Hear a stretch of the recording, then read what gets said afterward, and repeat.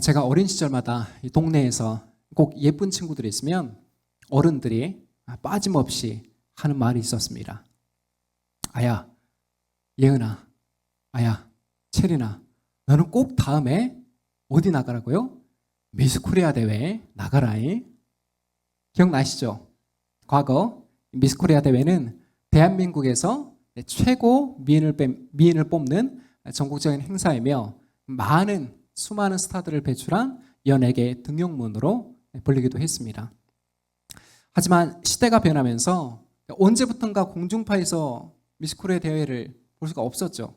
2003년부터는 이제 공중파가 아니라 케이블 채널에서 방영을 되고 있습니다. 올해도 하반기에 스케줄이 잡혀 있는데요.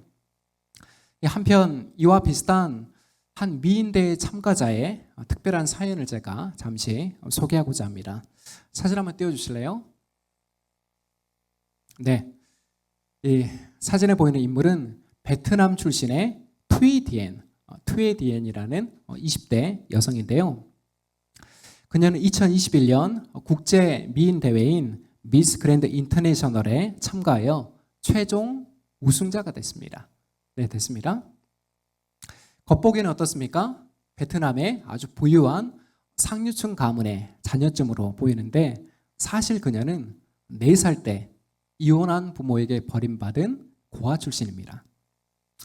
실제로 그녀는 4살부터 이제 이모의 손에 맡겨져서 18살까지 친척들의 도움으로 매우 힘겹게 성장을 했어요. 이후에는 대학에 진학해 홀로 삶을 꾸려가기 시작하는데요. 학비와 생활비를 자기가 다 마련해야 되잖아요. 그래서 사진 모델도 하고 호텔 안내원도 하고 이렇게 다양한 아르바이트를 병행했고 어떨 때는 하루에 18시간 이상을 일할 정도로 정말 치열하게 인생을 살았습니다. 그러던 중에 2017년부터 지역 미인대회에 우연히 참가하기 시작하면서 결국 2021년 국제 미인대회인 미스 그랜드 인터내셔널 최종 우승이라는 영예를 안았습니다. 또한 그녀는 미모뿐 아니라 학업 성적도 매우 우수했습니다. 영어, 태국어, 프랑스어 등 4개 국어에 능통하여 현재는 전 세계를 다니면서 평화와 비폭력이라는 주제로 메시지를 전하고 또 어려운 이웃을 위한 자선 활동도 감당하고 있다고 들었습니다. 오늘 우리가 읽은 성경 에스더의 내용이 이와 비슷합니다. 참고로 에스더는 지난주에 우리가 살펴봤던 에스라, 느헤미야와 같은 시대적인 배경을 공유하고 있어요. 에스라와 느헤미야는 이제 바벨론 포로에서 돌아온 그 유대인들의 이야기를 담고 있었죠. 그런데 이렇게 본국으로 돌아온 유대인들보다 페르시아 제국에 남아있던 유대인들이 적었을까요? 많았을까요? 70년을 포로 생활을 했잖아요. 사실은 돌아온 백성들보다 페르시아에 잔류한 백성들이 더 많았습니다. 그래서 에스더의 내용은 그렇게 페르시아 제국에 남아있던 디아스포라 유대인들의 역사를 우리에게 보여주고 있는 것이죠. 에스더는 총 10장으로 구성되어 있는데요. 그 내용을 요약하면 이렇습니다. 먼저 1장에 보면 페르시아의 황제 아하수에로 왕의 잔치부터 이야기가 시작되고 있죠. 참고로 아하수에로의 왕은 어떻습니까? 인도부터 에티오피아까지 총 127개, 어마어마하죠. 127개의 행정구역을 다스리는 대제국의 왕이었고 무려 6개월 동안 잔치가 진행될 만큼 막강한 권력을 행사했습니다. 우리도 다른 나라에서 국빈들이 방문하면 청와대 영빈관 같은 데서 행사를 하는데 며칠이면 끝나잖아요. 아무리 길어도. 근데 대제국을 다스리고 있기 때문에 그 잔치가 6개월 동안 지속이 됐습니다. 그리고 황제 아내 와스드는 페르시아에서도 매우 아름답기로 유명했습니다. 어느 날 왕이 잔치 중에 술에 거하게 취해서 기분이 매우 좋아졌습니다. 그래서 예쁜 왕비를 불러 옆에 앉히고 백성들과 신하들에게 자랑하고 싶은 그런 마음이 생긴 거죠. 이윽고 왕은 내시들에게 왕비를 당장 불러오라고 명령하지만 어떻습니까? 황당하게도 왕비 와스디가 그 명령을 거절합니다. 구체적으로 어떤 이유 때문에 왕의 부름을 거절했는지 성경은 기록하지 않고 있어요. 하지만 분명한 건 이 일로 인해 왕이 불같이 화를 냈고 그 즉시 왕비의 신세는 어떻게 됩니까? 그 즉시 폐위됩니다. 자, 그렇다면 이제 누가 등장할 차례입니까? 새로운 왕비를 뽑아야 되죠. 새로운 왕비를 뽑기 위해서 미스 페르시아 왕의 신하들이 이제 미스 페르시아 그 대제국에서 예쁘다는 사람들을 다 조사해서 왕궁으로 보내기를 시작하는데 그 수많은 경쟁자를 물리치고 결국 에스더가 왕비의 자리에 오르게 됩니다. 그런데 에스더는 원래 페르시아 사람이 아니라 어디 출신입니까? 혈통적으로 유다 출신이죠. 그녀는 일찍이 부모를 잃고 고아가 되었지만 사촌 오빠인 모르드게가 걷어서 자식처럼 키웠던 것입니다. 어느 정도 나이 차가 좀 있었던 걸로 보여요. 그리고 모르드게는 명망이 있는 베냐민 지파 출신으로 베냐민 지파에서 초대왕 누가 나왔습니까? 사울이 나왔죠. 그래서 사울의 후손인 것입니다. 어쨌든 페르시아 제국의 수많은 여인들 중에 에스더가 얼마나 많았겠습니까? 북한에서도 저도 가끔 이렇게 유튜브를 보면 탈북한 사람들의 그런 채널들이 많이 있습니다. 그 중에 보면 우리도 평창 동계올림픽 했을 때 남북 이렇게 공동 응원단을 꾸렸었잖아요. 그때 넘어오는 응원단들이 북한의 거의 상위 10%의 미인이잖아요. 다 이렇게 외모로 보면 어떻습니까? 남남북녀라고 다 아리따잖아요. 하물며 그 작은 땅에도 그렇게 많은 미녀들이 있는데 대제국 페르시아에는 얼마나 많은 미녀들이 있었겠습니까? 하지만 그 중에서 누가 왕비로 간택이 되었다고요? 에스더가 왕비로 간택이 된 것은 영적으로 보면 어떤 의미예요? 지금 보이지 않는 하나님의 섭리가 작용하고 있다는 것을 우리에게 말해주고 있는 것입니다. 자, 그러나 이 시점에서 사탄이 이 꼴을 그냥 볼 리가 없죠. 그래서 본격적으로 회방하기 시작합니다. 에스더 이야기의 대표적인 빌런, 악당이 등장하는데 누구입니까? 악당 하만입니다. 하만은 페르시아 제국에서 2인자 거의 총리격으로 등용이 되죠. 참고로 성경 기자는 이 하만을 아각 사람 함무다다의 아들이다. 3장에서 그렇게 소개하고 있는데요. 쉽게 말해서 하만은 아말렉 왕의 후손입니다. 여러분 출애굽기 17장에 보면 광야에서 지쳐 있는 이스라엘 백성들을 매우 비열하게 공격해오는 민족이 있는데 그 민족이 바로 아말렉 민족이며 그때부터 이스라엘과 아말렉 사이에 끈질긴 악연이 시작되는 겁니다. 중동에서도 어떻습니까? 지금 계속해서 팔레스타인과 이스라엘의 전쟁이 있는 이유가 그 끈질긴 악연이 되게 오래된 겁니다. 그 갈등이 깊은 것이죠. 어쨌든 제국의 2인자 하만은 날아가는 새도 떨어뜨릴 정도로 막강한 권세를 갖고 있었습니까? 실제로 어때요? 하만이 길을 지나가면 모든 사람들이 자리에서 꿇어 하만 앞에 절을 했습니다. 그런데 유독 한 사람만 그런 경배를 거절했는데 그게 누구예요? 유다 사람 모르드게였습니다. 이유는 다른 게 아니에요. 성경에 기록되어 있지는 않습니다. 근데 제가 추측을 해보면 모르드게는 어쨌든 유대인의 리더격인 지도자의 인물이기 때문에 그 과거부터 진행되어 오던 아말렉과 이스라엘의 그 악연을 생각할 때 유대인의 민족적인 존엄성을 지키기 위해서 그 오랜 대적인 아말렉 사람, 아말렉의 후손인 하만 앞에 무릎을 꿇지 않았던 것이죠. 그렇게 보여집니다. 일종의 보이콧입니다. 그런데 이런 행동이 다른 사람들을 통해서 하만의 귀에 들어갔고, 실제로 이제 하만의 귀를 행차하면서 보니까 무릎 꿇지 않고 목을 꼿꼿이 세우고 그 자리에 있는 거예요.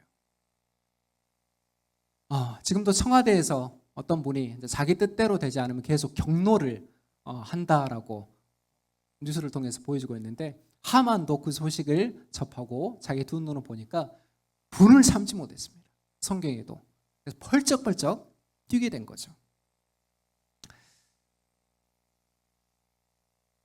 그리고 나아가서 어떤 사실까지 듣게 됩니까? 모르드게가 유대인이라는 사실. 모르드게가 그 왕궁 문 앞을 지키는 그런 관리였잖아요. 그래서 함께 일하는 사람들을 통해서 모르드게가 자신이 유대인이라고 밝힌 사실을 듣게 됐습니다. 그래, 잘 걸렸다. 그래서 하만이 어떤 결심을 하게 됩니까? 모르드게 한 사람뿐만이 아니라 유다 민족 전체를 내가 죽이겠다는, 완전히 씨를 멸하겠다는 그런 무서운 결심을 하게 되죠. 성경에 보면 악인들은 참 치열합니다. 하만은 즉시 그 계획을 실행에 옮겨요. 즉각 제비를 뽑아서 먼저 유대인들을 학살할 그 날짜부터 정하고, 또 아수르의 왕의 허락을 받아서 정해진 날에 유대인들을 모두 다 죽이고 그들의 재산까지 다 빼앗으려는 그 조서, 왕의 직인이 지킨 조서를 전국에 다 반포하게 됩니다. 얼마 후에 이제 모르드게가 길을 가다가 그 게시판을 보니까, 사람들이 막 몰려있는 게시판을 보니까 뭐가 걸려 있습니까? 그 정해진 날짜에 모든 유대인들을 처형하겠다라는 그 소식을 듣게 되고, 즉시 에스더에게 사람을 보내서 이 소식을 알리게 되죠. 그러나 에스더가 처음에는 모르드게 제안을 어떻게 합니까? 거절합니다. 왜요? 페르시아 그 법령을 따라서 벌써 왕이 자신을 찾지 않은 지가 어떻습니까? 한 달이 넘었습니다. 한 달이 넘었다는 것은 왕의 마음이 지금 어디에 있다는 거예요? 다른 후궁들에게 가 있다는 것이죠. 그 기간이 길어지면 어때요? 이제 왕비가 갖고 있는 영향력도 점점 줄어들게 됩니다. 우리가 조선왕조 500년을 통해서 여인들의 역사를 통해서 다 봤잖아요. 또한 만약에 왕이 부르지 않는 상태에서 나갔다가, 그리고 왕이 금규가 뭐냐면 금으로 만든 지팡이입니다. 왕의 이제 권세와 권위를 상징하는 그 금지팡이를 내밀지 않으면 어떻게 돼요? 즉각 그 자리에서 목이 달아나게 돼요.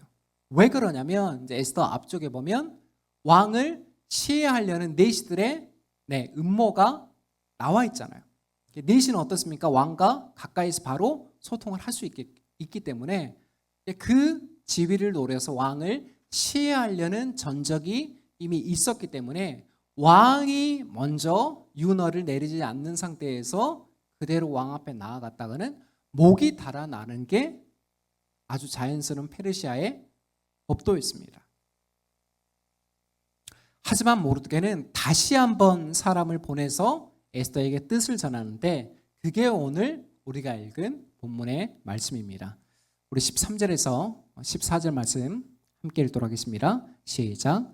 모르드게는 그들을 시켜서 에스더에게 다음과 같이 전하라고 하였다. 왕후께서는 궁궐에 계시다고 하여 모든 유다 사람이 겪는 재난을 피할 수 있다고 생각하십니까? 이런 때 왕후께서 입을 다물고 계시면 유다 사람들은 다른 곳에서라도 도움을 얻어서 마침내 구원을 받고 살아날 것이지만 왕후와 왕후의 집안은 멸망할 것입니다.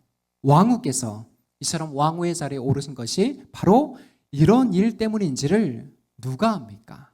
아멘.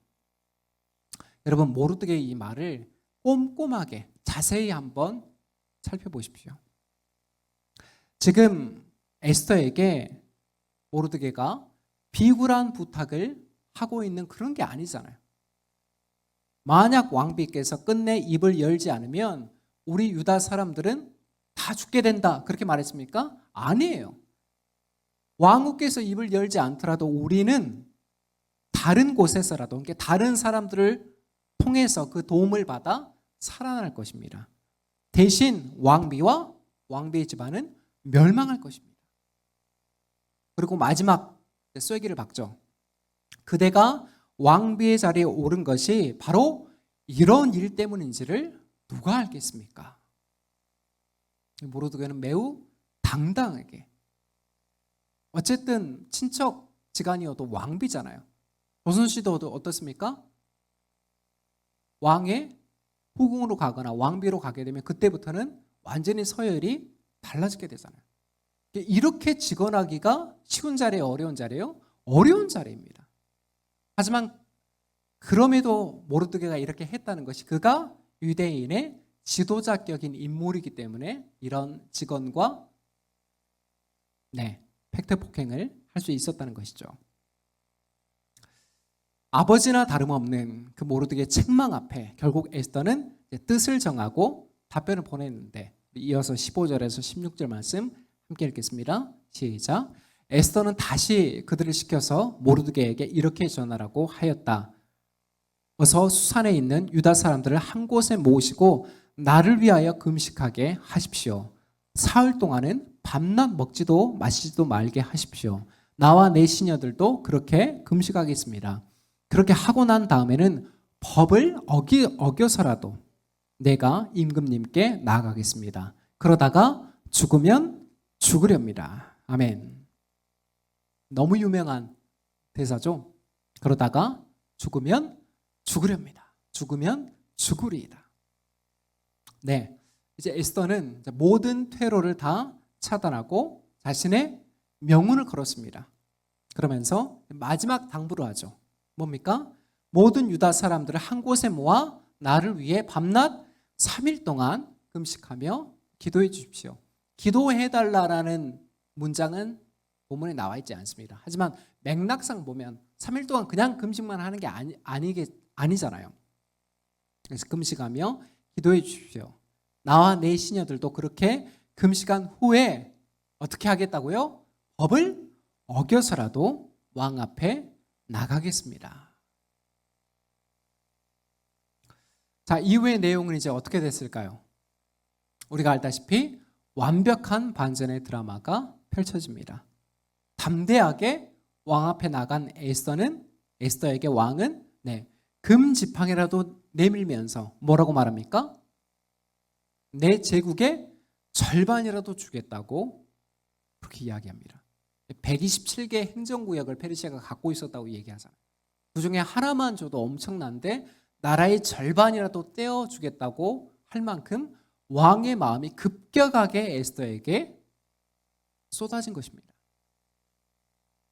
자, 그리고 우연히 궁중의 역사를 기록해 놓은 궁중실록을 읽던 중에 과거 자신의 목숨을 구해줬던 사람이 누구임을 알게 된 것입니까? 모르드게가 네시의 살해 위협 가운데서 나를 살려준 것을 발견하게 됩니다. 그래서 결국 유다 민족이 죽기로 예정된 날에 누가 심판을 받았습니까? 하만과 그 집안에 속한 모든 원수들이 죽음을 맞이하게 됩니다. 이처럼 죽음의 날이 구원의 날로 바뀌었고 슬픔이 변하여 기쁨이 된 것이죠. 그래서 유대인들은 이 날을 이제 명절로 정하고 매년 기념하는데 이 명절이 뭡니까? 바로 부림절입니다. 모르드게는 페르시아 제국의 총리로 영전하게 되고 그가 페르시아에 남아있는 유다 백성들을 잘 다스렸다라는 이야기로 에스더의 막이 내리게 됩니다. 이어서 말씀의 적용을 우리가 살펴보도록 할 텐데요. 여러분 중에 에스더를 꼼꼼히 우리가 지난주부터 에스더를 지나왔는데 에스더를 꼼꼼히 읽으신 분들이라면 이상한 특징을 하나 발견했을 것입니다. 바로 에스더서에는 에스더서에는 여호와 하나님의 이름이 단 한 차례도 나오지 않습니다. 네, 한 번도 나오지 않습니다. 참 이상합니다. 정말 돌아보니까 눈 씻고 찾아봐도 하나님의 이름이 어디에도 나와 있지 않아요. 에스더를 기록한 성경 기자는 너무나도 당연히 나와야 되는 하나님의 이름을 기록하지 않으므로 오히려 뭘 강조하고 있습니까? 역설적인 의미를 강조하는 거예요. 이를 어떤 신학자가 이렇게 표현했습니다. 구약 성경 에스더는 하나님의 부재를 통해서 하나님의 임재를 증거한다. 하나님의 부재를 통해서 하나님의 임재를 증거한다. 여러분 이해가 되십니까? 겉으로는 하나님의 이름을 말하지 않지만 에스더가 보여주는 서사의 힘이 여전히 하나님께서 자기 백성과 함께 하시며 그들을 돌보신다는 그 진리를, 그 섭리를 강조하고 있는 것입니다. 특별히 우리가 앞서 살펴본 대로 분명 위기의 때는 에스더도 어떻습니까? 서사가 계속 이렇게 이어지잖아요. 발단과 전개와 갈등과 위기와 해결, 마무리 이렇게 일반적인 서사를 따라가죠. 하지만 위기의 때는 하나님의 경험할 수 있는 최적의 시간임을, 최적의 타이밍을 우리에게 가르쳐주고 있는 것입니다. 저희 가정은 지난 한 주간이 마치 롤러코스터를 타는, 롤러코스터가 뭐예요? 위로 급격하게 올라갔다 아래로 빠르게 하강하고, 2월에 제가 우리 친구들하고 오사카에 있는 유니버설 스튜디오에 갔다가 아주 무서운 그 롤러코스터 놀이기를 탔거든요. 거의 정신을 잃을 뻔했습니다. 거의 정신을 잃을 뻔 정도로 어쨌든 그러한 시간이나 다름이 없었습니다. 지난주 17일이었죠. 유방암 명의가 있다는 강동 경희대 대학병원을 새벽 버스를 타고 이렇게 올라가서 방문을 했습니다. 그런데 담당 교수를 만났는데 수술 일정을 잡기가 너무 어렵다고 이야기를 하는 거예요. 전공인 파업도 계속되는 상황이고 수술을 하려면 마취과 인력이 있어야 돼요. 마취과 인력도 지금 부족한 상황이라 언제 또 진료를 잡을 수 있을지, 그리고 그 진료가 잡힌다 해도 또 언제 수술을 할 수 있을지 장담을 할 수가 없다고 그렇게 얘기를 했습니다. 아니 그럴 거면 뻔히 지방에서 진료 의뢰서를 들고 또 이렇게 전화로 얘기할 때도 이제 암으로 보여진다 이렇게 확진을 받았기 때문에 그런 이야기들을 들으면 병원 사정이 그러하면 저희가 이러하니 다른 병원을 가십시오라고 유선으로라도 설명을 할 수가 있잖아요. 근데 막상 가서 뭐 아무것도 조치할 게 없다라는 답변을 들으니까 참 황당하고 어떻게 대처를 해야 되나 막막하더라고요. 그리고 솔직히 하나님께 대한 원망이 드는 마음이 살짝이라도 있었을까요? 없었을까요? 당연히 있죠. 처음에 그런 암 진단 같은 그런 충격적인 소식을 들으면 바로 감사가 막 튀어나오지 않습니다.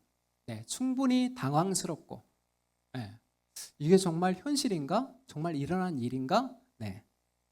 그런 마음들이 정서들이 있는 게 당연한 거예요. 여러분도 알다시피 주중에는 또 아내가 힘겹게 직장 생활을 하고 있고 주말에는 오롯이 교회를 섬기는 그런 여건을 하나님이 다 아시면서 더 좋은 조건을 주시지는 못할 망정 암이라니. 참 하나님도 너무하신다.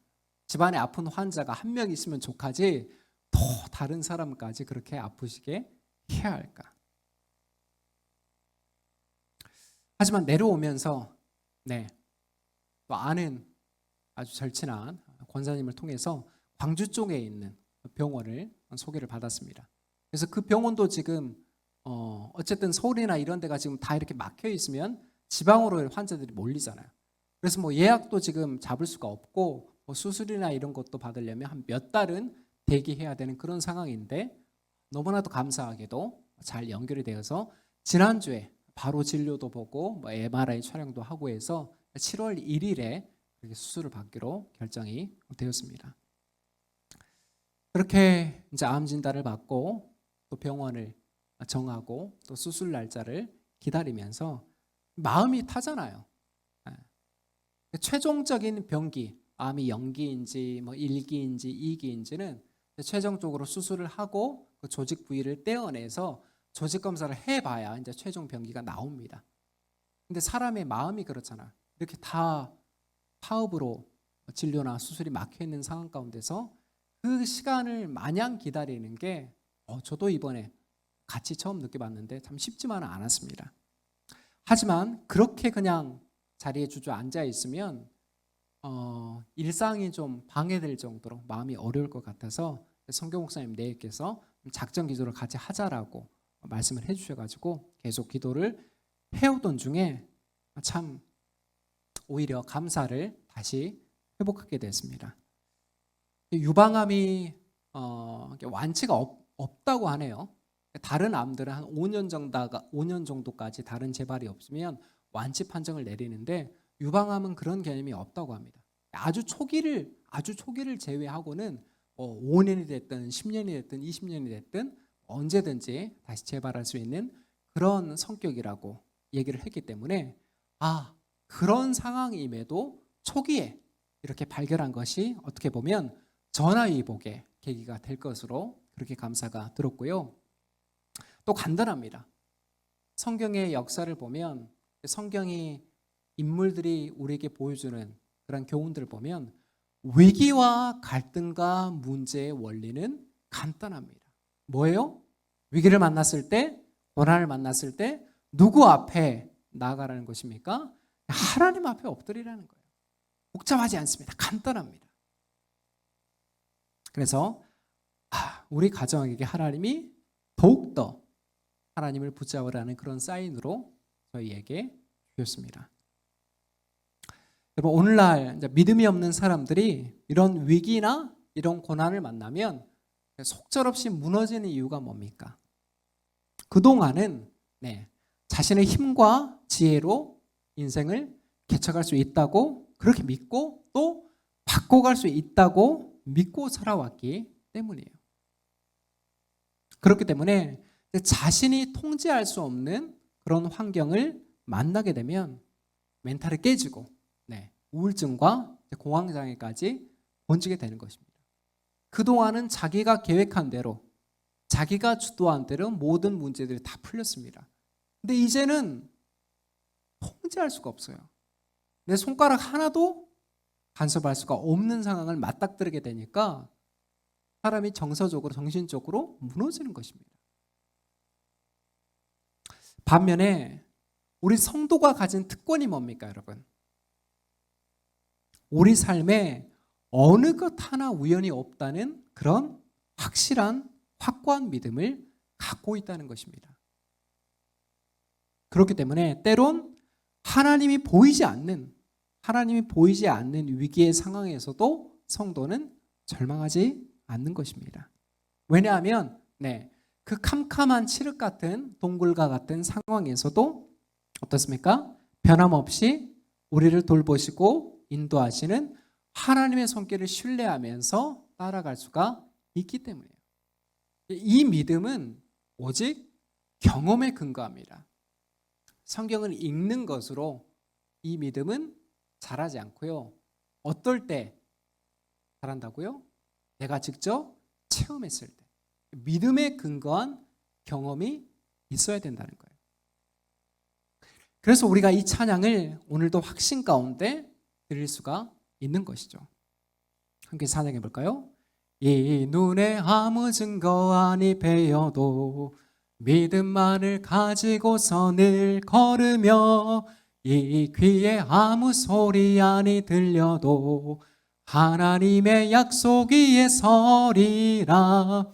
걸어가세 믿음 위에 서서 나가세 의심 버리고 걸어가세 믿음 위에 서서 눈과 귀에 아무 증거 없어도. 오늘 또 이 고백이 우리 삶에서 실제가 될 때 하나님의 약속에서는 놀라운 능력으로 나타나기를 주님의 이름으로 축복합니다. 네, 말씀의 적용 두 번째는 하나님의 섭리와 인간의 책임입니다.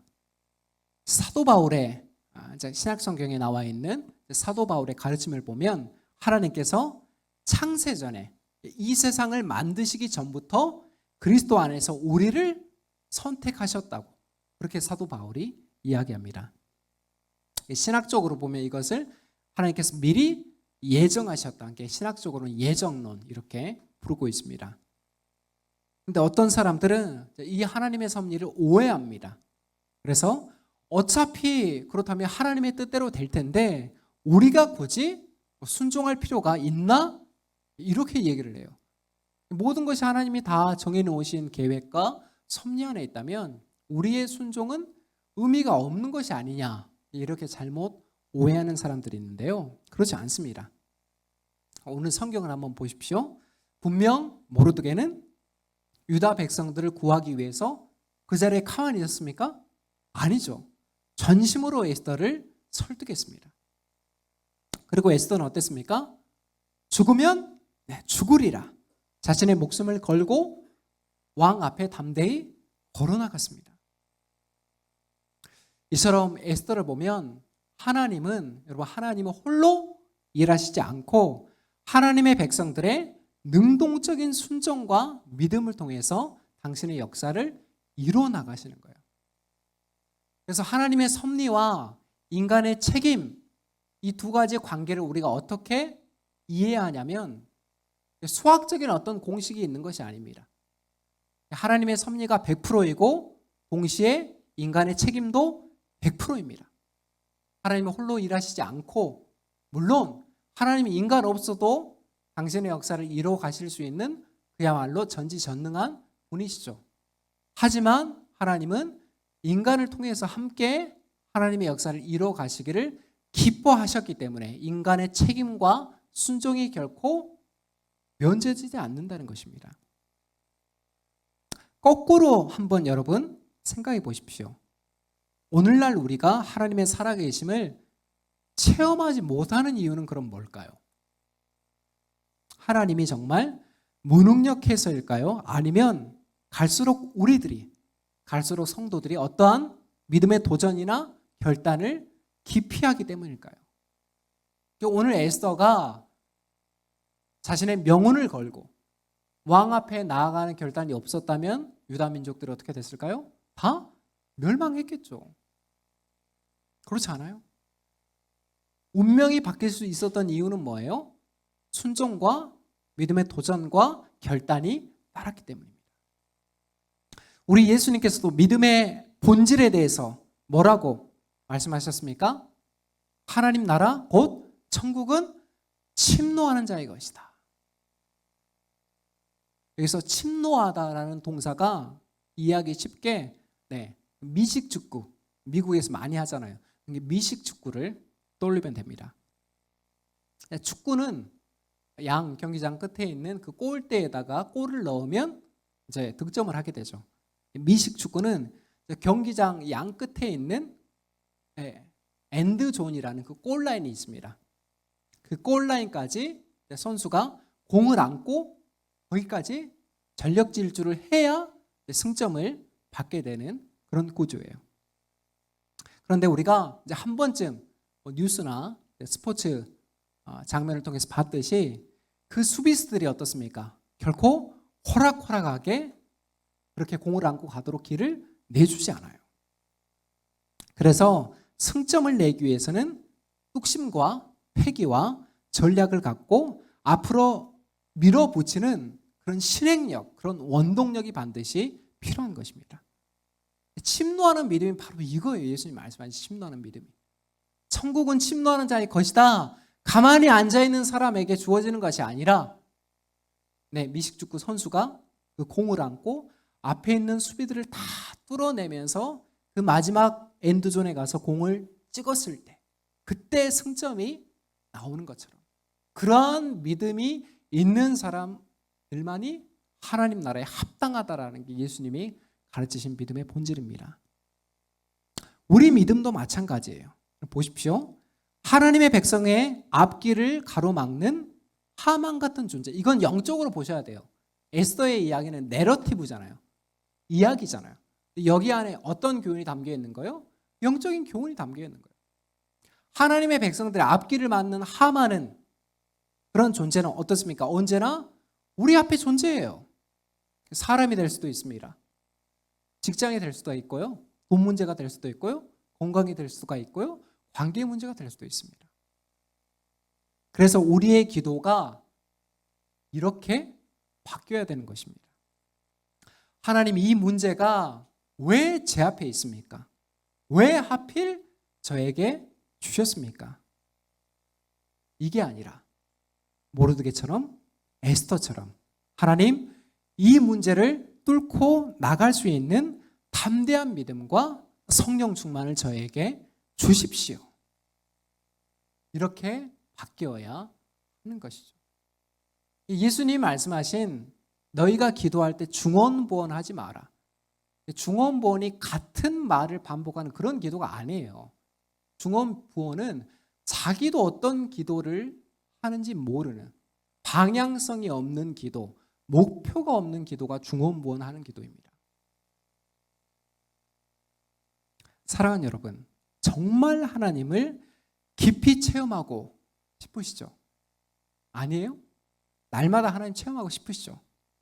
그렇다면 먼저 우리에게 주신 제자도, 예수님을 따르는 그 제자도에 힘써 순종하시기 바랍니다. 또한 우리 일상에서 믿음의 선한 싸움을 포기하지 말고 그 길로 진득하게 나아가시기를 권면드립니다. 사도 바울이 말하잖아요. 믿음의 선한 싸움을 하십시오. 신앙은 여러분 싸움이에요. 왜요?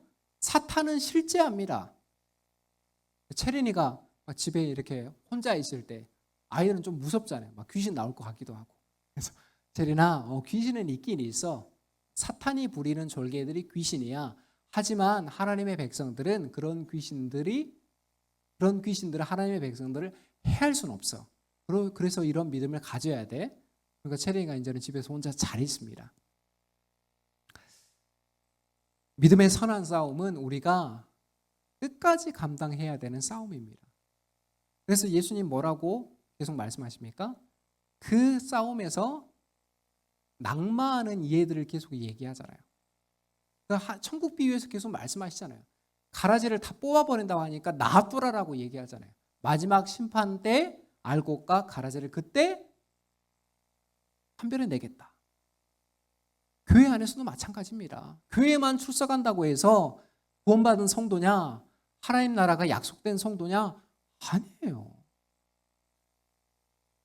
이 치열하고 고단한 싸움이 결코 쉬운 길은 아니지만 그럼에도 그렇게 우리가 감당하기를 힘써 나아갈 때 하나님께서 우리 가정도, 우리 교회 공동체도 반드시 선한 길로 인도해 주시리라 그렇게 믿습니다.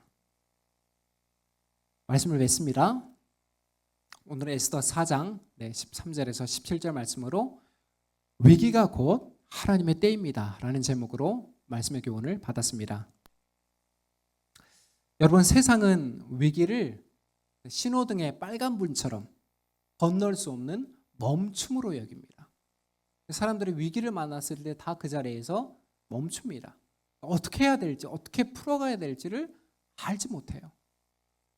하지만 성도는 위기를 믿음의 진전을 이룰 수 있는 초록불로 인식합니다. 같이 위기를 만났어요. 어떤 가치관, 어떤 신앙을 갖고 있느냐에 따라서 그 위기를 빨간불로 인식하느냐 아니면 건너가도 되는구나 하는 초록불로 인식하느냐가 다르다는 것입니다. 환경이 다르게 만들어주는 것이 아니라 우리가 갖고 있는 믿음이 다르게 보게 만드는 것이에요. 내 힘으로 해결할 수 없는 문제를 만나거나 내 지혜로 풀 수 없는 난간에 처했을 때 그래서 절망할 이유가 없는 거예요. 잠시는 우리가 낭망하고 절망할 수는 있지만 다시 일어날 수 있습니다. 오히려 그 시간들이 어때요? 하나님을 찾고 구하며 그분을 전심으로 만날 수 있는 전화위복, 역설의 기회이기 때문입니다. 끝으로 에스더는 성도의 삶에 반전이 있다는 것을 우리에게 가르쳐주는 성경입니다. 결국 모르드게를 매달려는 그 장대에 누가 달립니까? 하만이 달리고, 하만이 끝까지 지키고자 하는 그 권세가 누구에게 돌아가요? 모르드게에게 돌아갔습니다. 완벽한 반전이잖아요. 물론 이러한 통쾌한 반전이 우리 현세에 모두 다에게 주어지는 것은 아닙니다. 그럼에도 우리가 낙심하지 않는 이유는 오늘도 주님이 우리와 함께 계시며 주님께서 다시 오실 그날, 그 완전한 하나님 나라가 임하는 그 날이 우리 성도에게 궁극적이며 유일한 위로요 소망이기 때문입니다. 그래서 그 소망을 품고 서로 격려하면서 우리가 이 믿음의 길에서 이탈하지 않고 끝까지 걸어 나가는 것이 우리 신앙의 목표인 것입니다.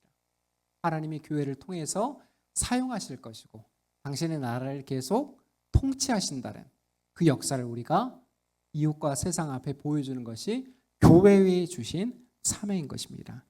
이번 한 주도 그 믿음을 갖고 포기치 아니하고 낭망치 아니하고 오히려 위기의 상황을 만났습니까? 하나님을 찾고 구하십시오. 더 깊이 하나님을 체험하는 역사가 우리 팔로우 강동체의 모든 믿음의 걸음 가운데 함께하기를 예수 그리스도 이름으로 축원합니다. 기도하겠습니다.